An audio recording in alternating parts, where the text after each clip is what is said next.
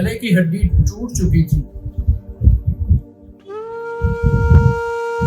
होंठों पर भी काफी जख्म थे।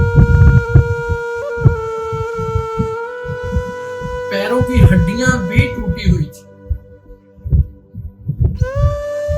मुंह से खून इस कदर बह रहा था कि हर देखने वाले की आंख अश्क बहा थी।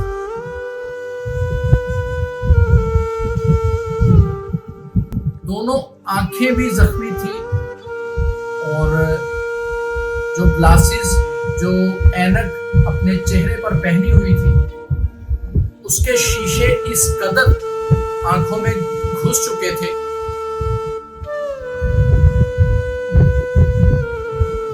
आंखों से किस कदर खून बह रहा था।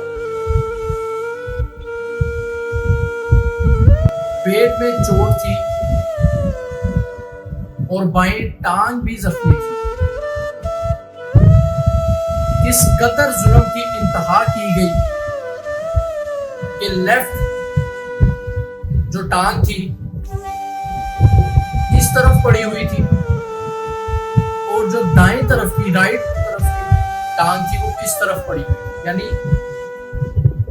दाएं हाथ की अंगूठी वाली उंगली वो भी टूट गई। नाजुक हिस्से पर इस कदर बर्बरियत के साथ हमले किए गए थे कि बयां करना मुश्किल है। नाजुक हिस्से से बहुत ज्यादा खून बह रहा था, जिस पर स्याह निशानात मिले, स्याह धब्बे आप कह सकते हैं, जो कि उस जुल्म के वाज़िह तौर पर निशानात थे। जिस्म में 150 मिलीलीटर सीमन पाया गया, जो कि एक मर्द में 10 मिलीग्राम की निस्बत होता है या 10 मिलीग्राम पाया जाता है। मे भी ये मेरी वीडियो बहुत सारे लोग इग्नोर करें, बहुत सारे लोग शर्म हो हया के मारे इग्नोर करें, ना देखें, लेकिन मैं मजबूर हूं आज बात करने पे इस टॉपिक के ऊपर। किसी शख्स का ज़मीर गवारा नहीं करेगा कि किसी की माँ, बहन या बेटी के साथ ये जुल्म हो, ये ज्यादती हो। जी हाँ, मैं बात कर रहा हूं भारत की एक डॉक्टर मोमिता की, जिनके साथ 10 लोगों ने इस कदर बेरहमी से ज्यादती का उसको निशाना बनाया कि हर इंसान की रूह कांपती है। पूरे इंडिया में एक क़यामत से कम वो मंजर नहीं है आज जो देखने को मिल रहा है। जब डॉक्टर मोमिता की लाश पुलिस को मिली तो फोरेंसिक रिपोर्ट की गई और उससे मालूम होता है कि इस कदर बाइट करने के निशानात, नियर अबाउट 100 से जायद बाइट करने के, काटने के निशान डॉक्टर मोमिता के जिस्म से मिले। रूह कांप उठती है जब इंसान इस तरह के वाकया सुनता है।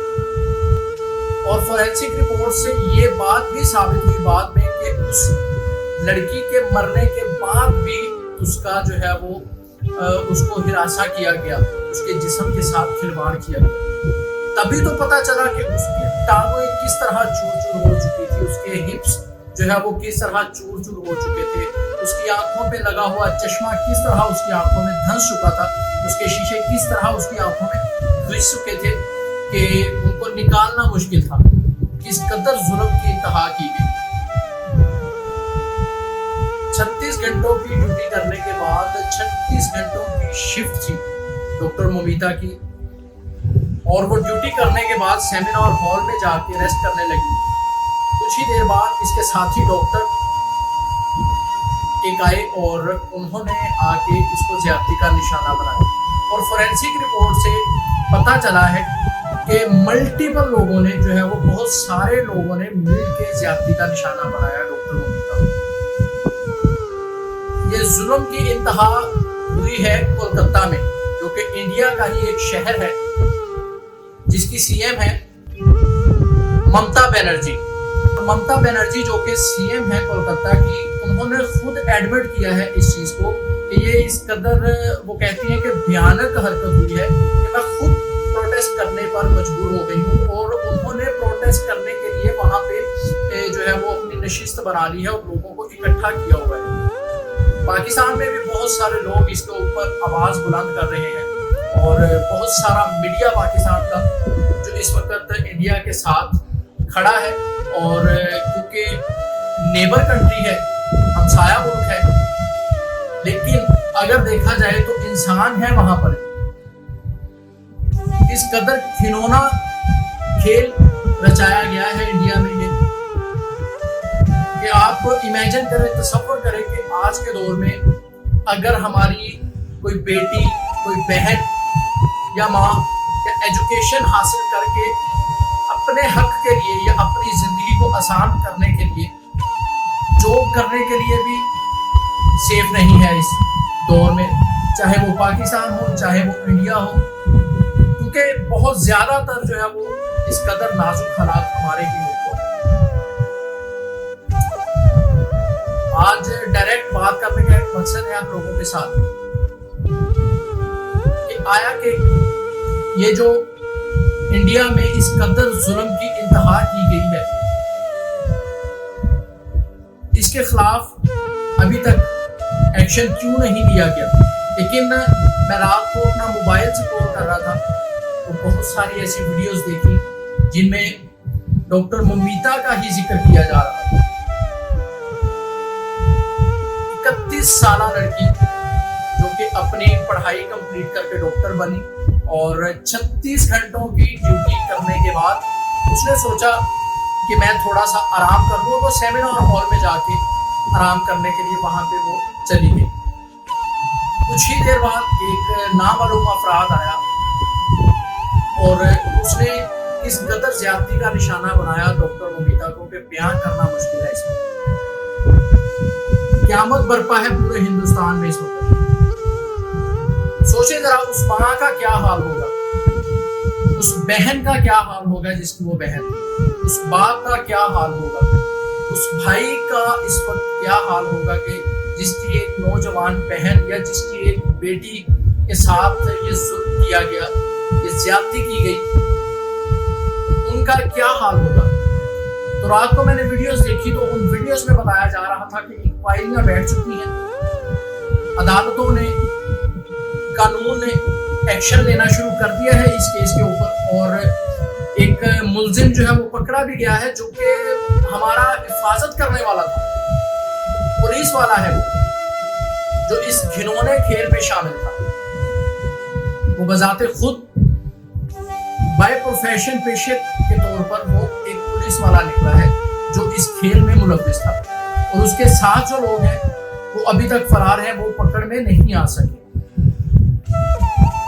जो हवस के पुजारी 90% इस वक्त जो है वो मर्दों की ही बात की जा रही है और मर्द हजरात हैं 90% जो हवस के पुजारी इस तरह के हैं।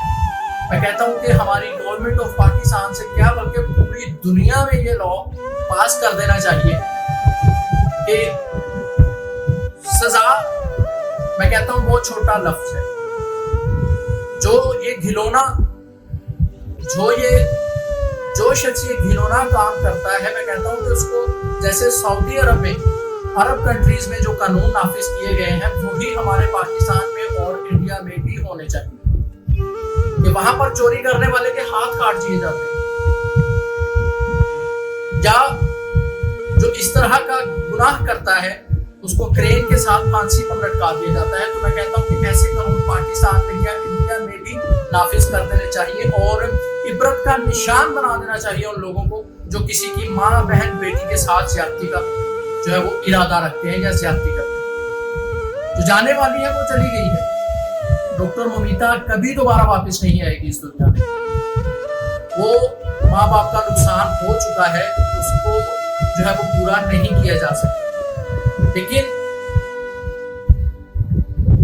जरा सोचने वाली बात यह है कि हम इंसान किस तरफ जा रहे हैं।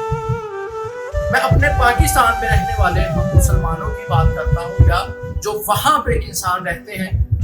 देखिए, मजहब का कोई रिश्ता नहीं होता, जात पात का कोई रिश्ता नहीं होता, जात पात का कोई रिश्ता नहीं होता। रिश्ता होता है इंसानियत का सबसे बड़ा और पाक साफ ये रिश्ता होता है जिसको हम इंसान एक सेकंड में जो है वो कमाल कर देते हैं, जिसकी धज्जियां उड़ा देते हैं एक सेकंड। यकीन माने मैंने जब ये वीडियो देखी तो मैं इस कदर अंदर से टूट चुका था कि मैं आपको बयान नहीं कर सकता। मेरे पास अल्फाज नहीं है कि जो मैंने अल्फाज इस वीडियो में आपके सामने बयान भी किए हैं, मे भी आपको अच्छे ना लगे हों, लेकिन मेरा उनको बयान करना, आप लोगों के साथ शेयर करना जरूरी था कि किस कदर जुल्म की इंतहा कर दी गई है डॉक्टर मोमिता के साथ।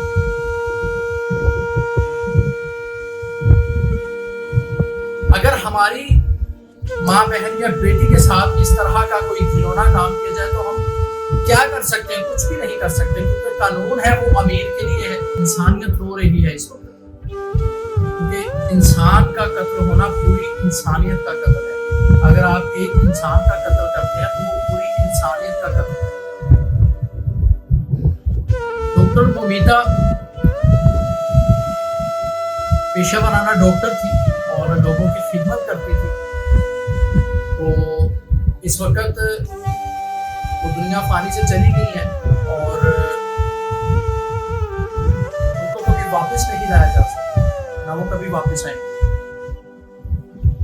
लेकिन जिन लोगों ने ये घिनौनी हरकत की है, ये गुनाह किया है, वो कभी बच नहीं पाएंगे इस दुनिया के कानून से। तो वो शायद बच जाए, लेकिन वो अल्लाह ताला के कानून से कभी नहीं वो बच सकते।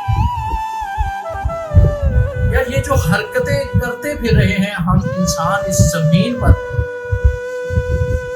अल्लाह ताला ने वाज़ेह तौर पर इरशाद फरमा दिया है कि ज़रा की माफी नहीं, अपनी माँ बहन बेटियों की शक्ल में तुम ये अदा करोगे रोज़े महशर। हम कभी इजी हो के अपनी माँ बहन बेटी को नहीं छोड़ सकते कि ये शॉपिंग कर ले या अपनी ड्यूटी कर ले या पढ़ाई करने के लिए चली जाए, यूनिवर्सिटी कॉलेज चली जाए। हम ये कभी सोच नहीं सकते खैर खैरियत से वापस आ जाएंगी या नहीं। तो खुदारा मैं भारत से और भारत के रहने वालों से और स्पेशली नरेंद्र मोदी जी से रिक्वेस्ट करूंगा कि हाथ जोड़ के रिक्वेस्ट है कि डॉक्टर मोमिता को इंसाफ मिलना चाहिए, उनके घर वालों को इंसाफ मिलना चाहिए, जो कि बहुत जरूरी है। और उन बदमाशों को, उन दरिंदों को जिन्होंने डॉक्टर मोमिता के साथ ये ज्यादती की है, ये जुल्म किया है, उनको कड़ी से कड़ी सजा देनी चाहिए। पूरा पाकिस्तान भी इस वक्त भारत के साथ है, हम भारत के साथ हैं और मोदी जी से हमारी रिक्वेस्ट है कि ऐसा कानून पास किया जाए कि दोबारा किसी शख्स की जुर्रत ना हो सके किसी औरत को हाथ लगाने। क्या एक औरत को बाहर जाने का हक नहीं है? अगर वो चाहती है कि मैं जॉब करूं या कॉलेज यूनिवर्सिटी जाऊं, तो हम उसके लिए क्यों नहीं वो हिफाजती इकदाम कर सकते? तो मैं रिक्वेस्ट करता हूं इंडियन गवर्नमेंट से भी कि वो ज्यादा से ज्यादा इस चीज के ऊपर जो है वो नोटिस लें कि डॉक्टर मोमिता के कातिलों को सजा दी जाए।